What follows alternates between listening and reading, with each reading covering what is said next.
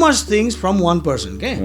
हाम्रो कम्युनिटीले पनि के माग्छ भने सबै कुरा इन्फर्मेसन त्यही माग्छ अनि तपाईँलाई त्यति पनि थाहा छैन तपाईँ के रियल इस्टेट एजेन्ट भनिरहेछ बाहिरले हो अब हेर्नुहोस् है अब कहाँ आयो क्वेसन अब भनौँ तपाईँको फिल्डमा पर्दैन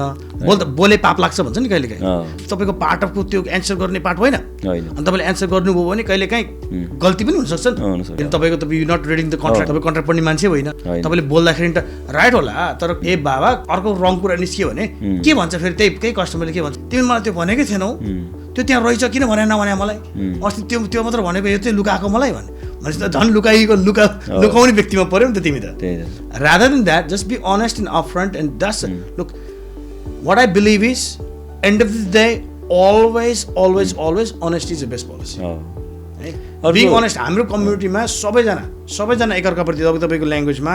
अघि त्यहाँ एड गर्दाखेरि तपाईँको त्यो सिनारी पनि हामी सबैले एकअर्काप्रति आफ्नो काममा अनेस्ट हुनु पनि जरुरी छ सबैभन्दा फर्स्ट इम्पोर्टेन्ट पार्ट हो कि अनेस्ट भएर आफ्नो काम गरौँ के